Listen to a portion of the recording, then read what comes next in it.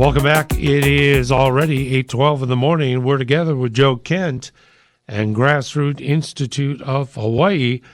Very quickly, a nonprofit, nonpartisan policy research organization founded in 2001, goodness, to promote individual liberty, economic freedom, and limited accountable government in Hawaii.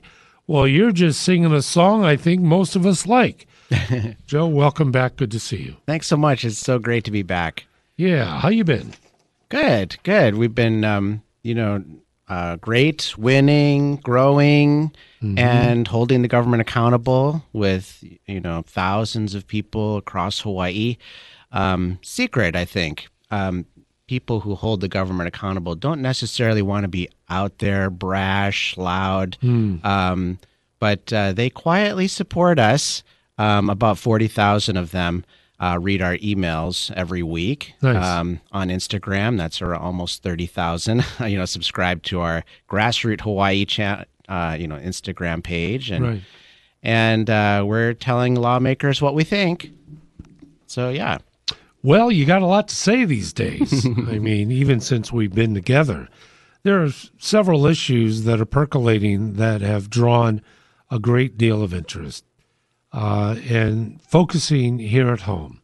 As you know, for the years that we've known each other and that I've been on the air, rail has always been a centerpiece. And there are issues that still remain. I have heart on a regular basis. So Lori and her team, but still many questions arise. From your perspective, Joe Kent, what should we know about the rail extension phase 2 that we should know? Well, there's a bill at the Honolulu Council, Bill 60, that would basically allow HART to explore, plan, find costs for all kinds of extensions. The Honolulu Council says they want to prioritize the extension to UH Manoa, but my question is, have we not learned our lesson over the many years of this project? When you're in a hole, stop digging. And these are plans to continue digging. Who knows for how long? Even right now, the rail is projected to cost around $10 billion. But those costs could very easily rise because we're in the last leg of the project.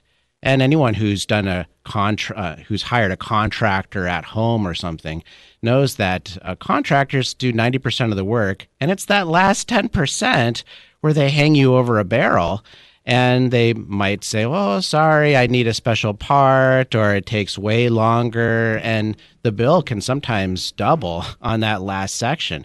Well, that's what I think lawmakers really need to watch closely right now. Pay less attention to moving forward and more attention to keeping costs low right now. So that's what's curious, as I've learned speaking with proponents. All the justifiable reasons have nothing to do with pragmatism. It has to do with idealism. We're going to provide an alternative. The funding is going to be justified because people have an option. And it's more an idyllic situation. But when it comes down to fiscal, operational, and let's start with ridership, it's all off in the nether regions. Yeah, I mean, if a lot of times people say, well, wouldn't it be nice to offer this to people? This would be a great service to people. And sure, I can imagine all kinds of expensive services that people would appreciate. But if you look at the cost of, let's compare the bus to the rail. The bus operates at around $25 per ticket. A bus ticket is like $3, right? So you might be paying $3 to ride the bus, but the actual cost to taxpayers is around $25 for that ride. Now look at the rail. It's also a $3 ticket, mind you, but the actual cost right now to run it is $100 for that ticket. And so it's, it's no compare. You can't compare a bus to a rail and say it's just another option. This is an order of magnitude more expensive. Well, I go back to the original EIS and the cost to benefit analysis and comparison with other projects at the time. We're going back 15, 17 plus years, that there was a cost of ridership that would range anywhere from $44 and then go up into the $270 per rider. I believe that was the Portland project and expansion. Mm-hmm. But when it came to Honolulu, it was $4,400. Wow. And that was the original red flag for me. Wow. I'm like, wait a minute. But again, the justifications came flowing through. The number one at the time, we're the 13th largest city in the country. We need a rail system. Mm-hmm. So. Mm-hmm. Right. Well, and the same thing's going on with Aloha Stadium now, of course. They're ginning up new numbers every day for this big project, which is, it's so ironic. It's right next to the rail. And again, have we learned our lesson? We want to make sure to clamp down on costs. The state has given away around $350 million for the project, and Stanford Carr has been selected as the main project developer. And kudos to him, by the way. He's sticking his neck out there to try to respond to what the state wants. But that money was supposed to expire on July 1st and go back to the general fund if no contract was signed. Now, I'm told there's a contract that's been signed somewhere. I've been filing open records requests every week for this so-called contract, and it keeps getting denied because they say the contract isn't finished yet.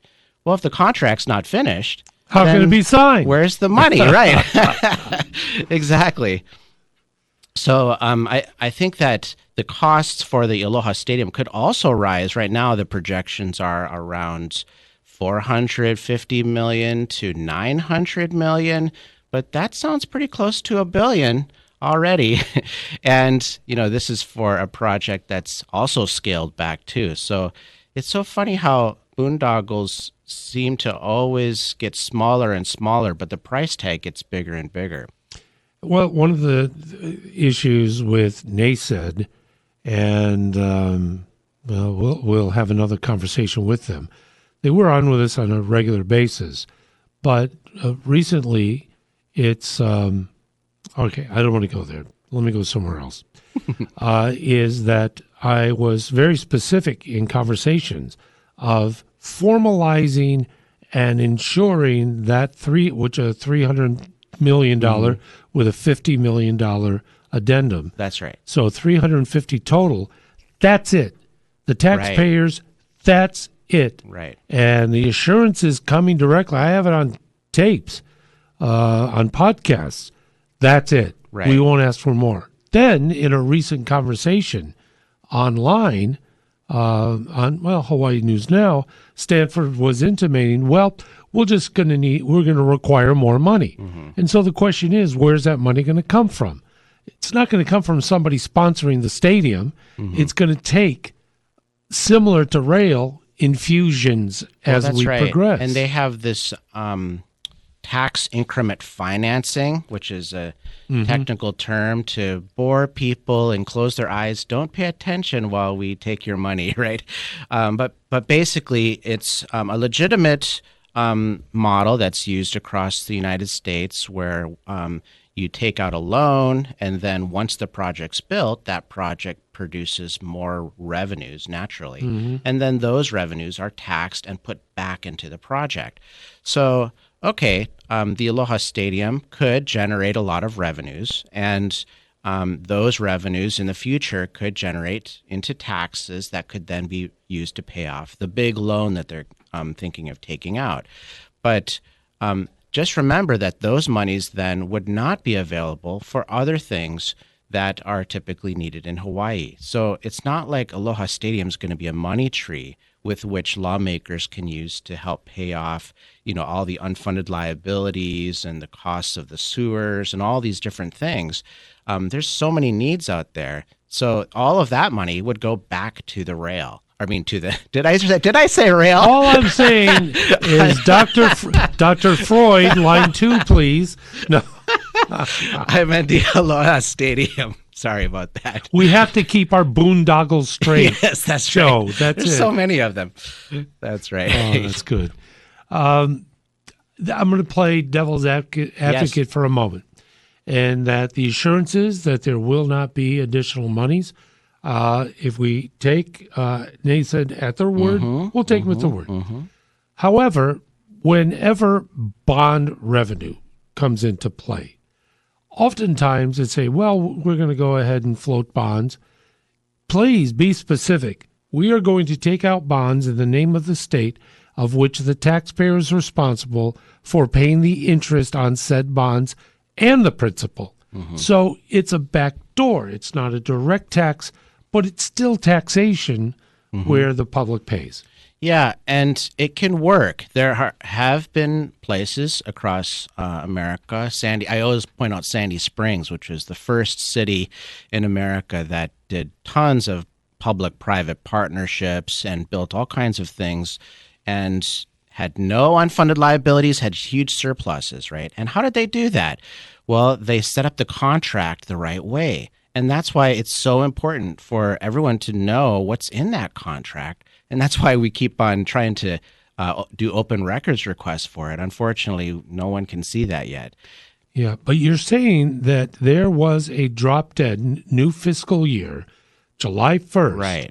that those monies would be returned to the general fund. Now, they haven't literally been, but it would be replenished. So as of right now, limbo? It's limbo and a little fuzzy, too. We've been asking the state. We asked everyone. It's just all fuzzy right now. Well, good luck on that pursuit, without a doubt. Last thing on NASED.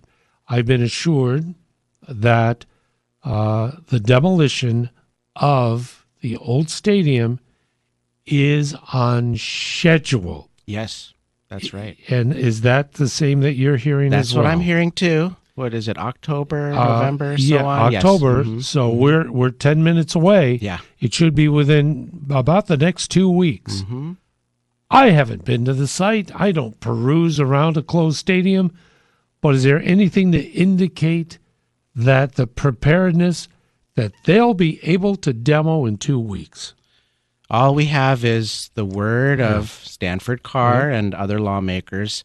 And so here we are again, where taxpayers have to trust your leaders, right? Well, and I always get anxious at that time.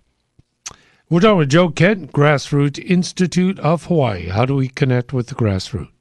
You can go to grassrootinstitute.org to get on our email list, or just scroll to Instagram at Grassroot Hawaii. Executive orders. My man, plenty. I know that a lot of attention on Lahaina and the XOs that were issued by Governor Green have brought either affirmation, thank goodness, or concern, oh my gosh. The most recent one has to do with traffic safety, which I found interesting that would come out of the governor's office. Share about Lahaina and where we are today.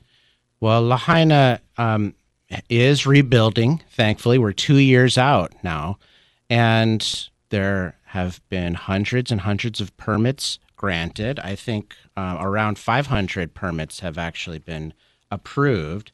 Then there's around 200 people who are actually building right now, and about 60 homes have actually been rebuilt so far.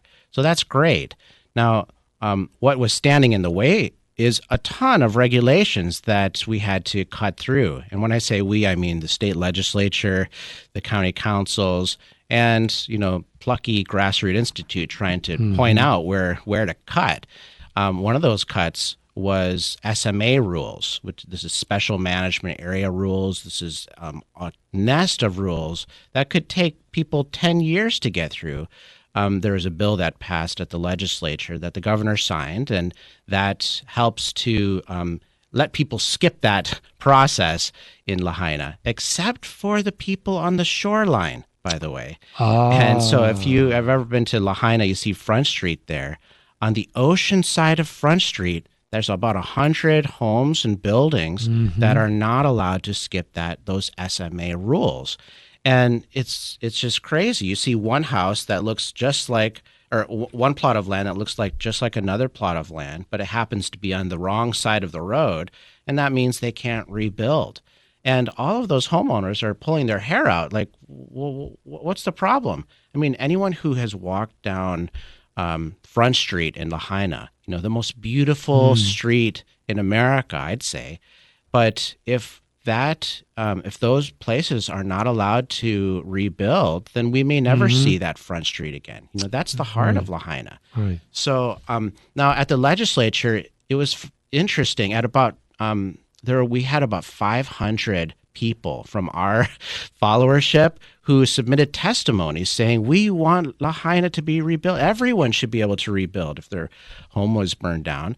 And lawmakers felt the pressure and actually put it into the bill. And at the last second, they pulled it out. Oh. They yanked it. And so I think they're just afraid. I don't know why they're afraid. I mean, hopefully they come to their senses and include those people. But until then, I guess we can celebrate the people Mauka of Front Street who are allowed to rebuild. But, the fight's not over yet. So it's already 8:28 in the morning with Joe Kent. The interesting is that you have people that own property that is titled to their name. They owned homes that they either owned free and clear or perhaps were still paying a mortgage. One would think that once the flames died, the process of rebuilding is immediately underway because you're simply repairing what you have lost. OMG, the furthest thing because of regulatory that you cited and the invocation of new restrictions that would prevent, one of which are homes with swimming pools and the caterwauling about that. Anyway, that's just a sidebar. Is there going to be an ability that you see legislatively or legally to let these people back on their property and let's get them built and let's get them living again? Well, if you look at any lawmaker, they all point to the other one, right? But actually, they all have the power to do something. The governor could issue an emergency proclamation. He's not shy of doing that, That's right? Then there's the state legislature. They, like I said, had an opportunity to do that, and they ducked out of it. The county, of course, could do something about this. And I'm sure there's commissions that could do something about this. So at every level of government, there's the power, but not the will, though. And, unless I think more people make it safe for our leaders to do the right thing. The founder of the Grassroots Institute, his name was Dick Rowland, and he would often say that politicians are not leaders. They're followers. They follow the public, really. And actually, they're scared of the public. And so if the public can actually rise up and tell lawmakers what to do, we need to supervise our supervisors, really, and make it safe for them to do I think it's so non-controversial. Anyone whose home or business burned down should be able to rebuild as it was. Just seems so common sense. But here we are now over 2 years later. And so the politics of inertia, which we suffer from in many quarters, except when there's something deleterious that could be fast forwarded. I will say this, final on my point, is that whenever you have this inertia set in, it's because parties have not been given the green light by the central authority of whoever that might be. Could be the governor, could be commercial interests, could be corporate, whatever it might be. And when that sets in, it could be ages, Department of Hawaiian Homelands. Didn't want to bring it up, but I thought I would.